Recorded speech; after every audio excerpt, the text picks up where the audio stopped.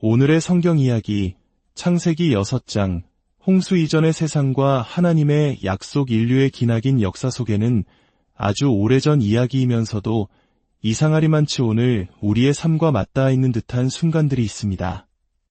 그 중에서도 창세기는 인류의 시작과 첫 발걸음, 그리고 하나님의 위대한 계획이 담긴 장대한 서사시와도 같습니다.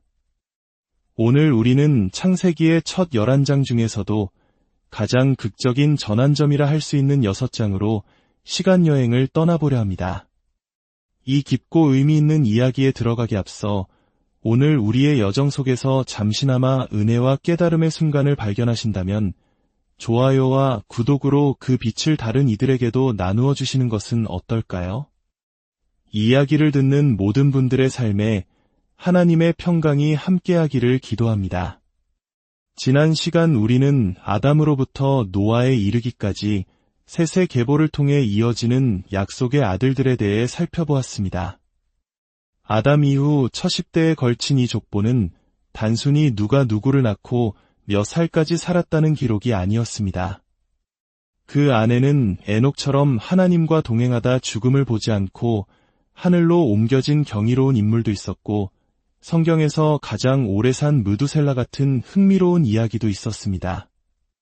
하지만 창세기 5장의 핵심 메시지는 그들이 얼마나 오래 살았는가 혹은 에녹의 경건함이 어떠했는가가 아니었습니다. 그 핵심은 바로 하나님께서 당신의 약속을 신실하게 지키고 계셨다는 것, 특히 셋이라는 씨앗을 통해 구원의 계보를 보존하고 계셨다는 사실이었습니다. 기억하시나요? 아담의 첫 두 아들, 가인과 아벨. 한 명은 경건한 동생을 살해함으로써 자신이 약속된 씨앗이 아님을 증명했고, 다른 한 명은 희생되었습니다. 그렇기에 바로 그 뒤에 아담의 계보가 가인이 아닌 셋을 통해 기록되었다는 점은 매우 중요합니다. 이제 그 배경을 마음에 품고 창세기 6장으로 들어서겠습니다. 창세기 6장은 자칫 잘못하면 길을 잃기 쉬운 여러 갈래의 유혹이 많은 본문입니다. 우리가 조심하지 않으면 본문이 신비로운 요소들에만 정신이 팔려 정작 모세가 전하고자 했던 핵심 메시지를 놓칠 수 있습니다. 하지만 우리는 창세기 5장에서 이어진 거대한 흐름을 기억하며 함께 그 본질을 향해 나아가겠습니다. 창세기 6장은 이렇게 시작합니다. 사람이 땅 위에 번성하기 시작할 때에 그들에게서 딸들이 나니 하나님의 아들들이 사람의 딸들의 아름다움을 보고 자기들이 좋아하는 모든 여자를 아내로 삼는지라. 이 짧은 두 구절 안에 우리는 거대한 질문과 마주하게 됩니다. 하나님의 아들들은 누구이며 사람의 딸들은 누구를 가리키는 것일까요? 바로 뒤이어 등장하는 네피림은 또 어떤 존재들일까요?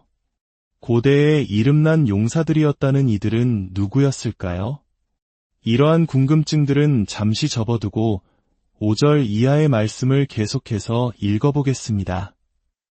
여호와께서 사람의 죄악이 세상에 가득함과 그의 마음으로 생각하는 모든 계획이 항상 악할 뿐임을 보시고 땅 위에 사람 지으셨음을 한탄하사 마음에 근심하시고 이르시되 내가 창조한 사람을 내가 지면에서 쓸어버리되 사람으로부터 가축과 기는 것과 공중의 새까지 그리하리니 이는 내가 그것들을 지었음을 한탄함이니라 하시니라.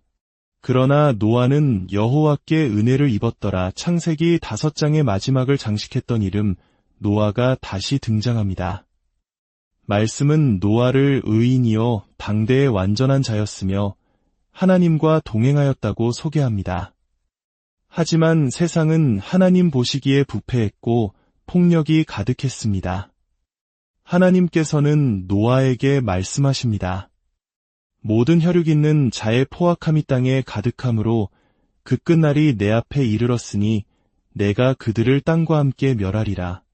너는 고페르나무로 너를 위하여 방주를 만들되 하나님은 노아에게 방주의 구체적인 크기와 구조, 심지어 지붕과 문, 3개의 층까지 세세하게 지시하십니다. 길이 300규빗, 너비 50규빗, 높이 30규빗. 오늘날의 단위로 환산하면 길이가 약 137m에 달하는 어마어마한 크기입니다. 이는 축구장보다도 길고 수십 층짜리 아파트 높이와 맞먹는 거대한 구조물입니다. 우리가 흔히 상상하는 작은 배가 아니었습니다. 그 거대한 크기는 앞으로 닥쳐올 심판의 무서움과 동시에 그 안에서 이루어질 하나님의 구원 계획의 장대함을 말해주고 있었습니다. 하나님은 곧 이 땅에 홍수를 일으켜 생명의 기운이 있는 모든 육체를 멸절시킬 것이라 선포하십니다. 하지만 그 무서운 심판의 선포 가운데 18절에서 빛나는 약속의 말씀을 주십니다. 그러나 너와는 내가 내 언약을 세우리니 너는 내 아들들과 내 아내와 내 며느리들과 함께 그 방주로 들어가고 그리고 모든 생물을 암수 한 쌍씩 방주로 이끌어 생명을 보존하라고 명하십니다. 말씀의 마지막은 이렇게 끝납니다. 노아가 그와 같이 하여 하나님이 자기에게 명하신 대로 다 준행하였더라. 자, 이제 다시 처음의 질문으로 돌아가 봅시다. 이 모든 사건의 발단이 된 하나님의 아들들은 과연 누구일까요? 이 정체는 수세기 동안 신학자들 사이에서 크게 세 가지 견해로 나뉘어 해석되어 왔습니다. 첫 번째는 이들이 타락한 천사들이라는 견해입니다. 하나님의 아들들이라는 표현이 구약의 욥기에서 천사를 지칭하는 데 사용되었다는 점을 근거로 합니다. 타락한 천사들이 인간 여성과 결합하여 네피림이라는 거인족을 낳았다는 매우 신비롭고 극적인 해석입니다. 하지만 이 해석에는 몇 가지 신학적인 어려움이 따릅니다. 예수님께서는 천사들은 시집가거나 장가가지 않는다고 분명히 말씀하셨습니다. 또한 성경은 모든 피조물이 각기 종류대로 번성한다고 가르칩니다. 영적인 존재인 천사와 물질적인 존재인 인간의 결합은 이 원칙에 위배됩니다. 가장 결정적으로 죄를 지은 것은 천사들인데 하나님의 심판은 인간에게 집중됩니다. 문맥상 자연스럽지 않은 부분입니다. 두 번째는 이들이 고대의 강력한 왕이나 귀족들이라는 견해입니다. 특히 가인의 후예 중에서 나타난 폭력적이고 권력지향적인 통치자들이 힘으로 여성들을 빼앗아 아내로 삼았다는 해석입니다. 이는 본문에 등장하는 고대의 용사, 이름난 자들이라는 표현과 잘 어울립니다.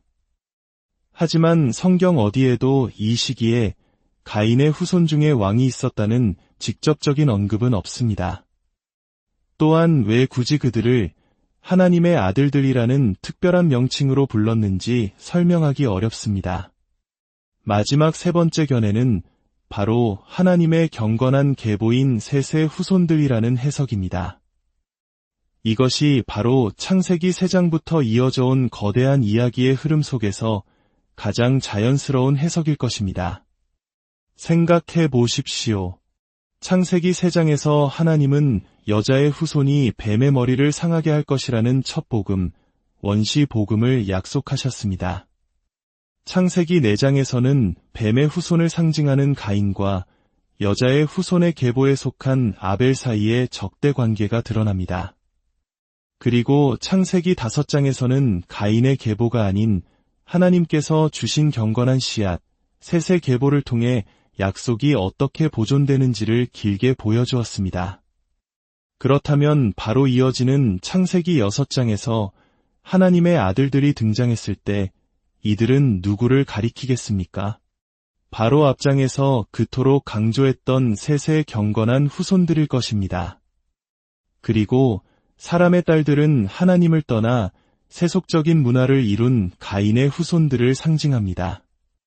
이 해석에 따르면 창세기 6장의 비극은 타락한 천사의 신비로운 이야기가 아니라 훨씬 더 현실적이고 우리에게 깊은 경고를 주는 이야기가 됩니다. 그것은 바로 거룩한 구별의 실패입니다. 하나님의 약속을 간직해야 할 경건한 백성이 세상의 아름다움과 욕망의 눈이 멀어 하나님 없는 세상의 가치관과 뒤섞여 버린 것입니다. 믿음의 가정을 이루어야 할 그들이 외적인 아름다움만을 보고 자기들이 좋아하는 대로 아내를 선택했습니다. 그 결과 세상은 셋의 경건함으로 정화된 것이 아니라 오히려 가인의 폭력과 죄악으로 완전히 뒤덮여 버렸습니다. 이것이 바로 하나님께서 한탄하신 이유입니다. 인간의 죄악은 이제 걷잡을 수 없이 퍼져나갔습니다. 말씀은 그 상태를 이렇게 묘사합니다. 마음으로 생각하는 모든 계획이 항상 악할 뿐이었다. 이것은 인간의 전적인 타락을 보여주는 가장 강력한 표현입니다.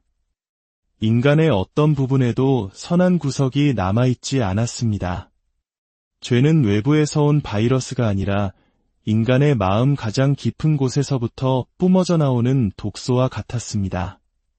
그리고 그 죄악은 하나님을 근심하게 했습니다. 어떤 번역본에서는 하나님이 후회하셨다고 말합니다. 전지전능하신 하나님이 실수를 하신다는 뜻일까요?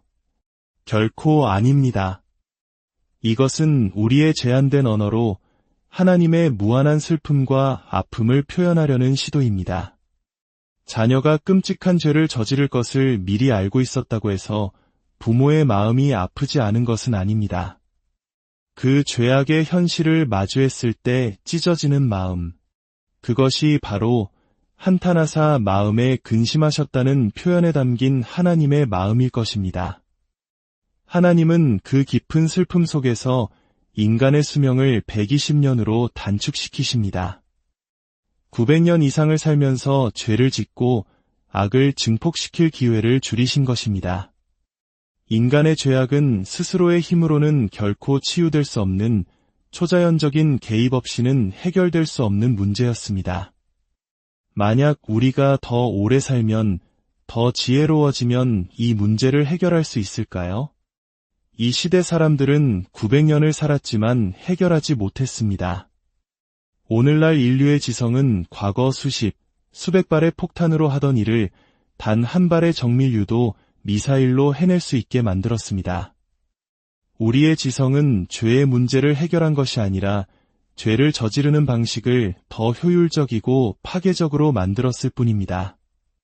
우리가 교회에 나와 더 나은 사람이 되려고 노력하는 것, 그것만으로는 부족합니다. 문제의 본질은 우리 자신이기 때문입니다. 초자연적인 개입 없이는, 하나님의 손길 없이는 우리는 결코 변화될 수 없습니다. 바로 그 절망의 순간, 말씀은 선포합니다. 그러나 노아는 여호와께 은혜를 입었더라. 온 세상이 심판을 향해 달려갈 때 하나님은 당신의 언약을 기억하셨습니다. 하나님은 죄를 심판하시지만 동시에 당신의 백성을 위해 남은 자를 예비하십니다. 노아가 의로웠던 것은 그가 다른 사람들보다 더 노력했기 때문이 아닙니다. 노아 역시 죄성을 가진 인간이었습니다. 그의 의로움은 오직 하나님의 초자연적인 개입, 즉 은혜의 결과였습니다. 하나님께서 아담에게 하셨던 언약의 약속이 셋을 거쳐 노아에게까지 이어졌고 하나님은 그 약속을 지키시기 위해 노아를 구원하신 것입니다. 하나님은 심판이 임하기 전에 당신께서 택하신 자들을 위해 미리 구원의 방편을 마련하십니다. 그것이 바로 방주였습니다. 흥미로운 점은 하나님께서 노아에게 최대한 크게 방주를 지어서 가능한 한 많은 사람을 태워라라고 말씀하지 않으셨다는 것입니다. 하나님은 정확한 크기를 지정해 주셨습니다. 왜냐하면 하나님은 이미 누가 그 방주에 탈 것인지 알고 계셨기 때문입니다. 방주는 불특정 다수를 향한 막연한 희망이 아니라 당신의 택한 백성을 구원하시기 위한 하나님의 확고한 계획이었습니다. 사랑하는 여러분, 창세기 6장의 이야기는 단순히 네피림이나 거대한 방주에 대한 고대의 신비한 이야기가 아닙니다. 이것은 성경 전체를 관통하는 핵심 메시지의 축소판입니다. 첫째, 하나님은 죄를 반드시 심판하십니다.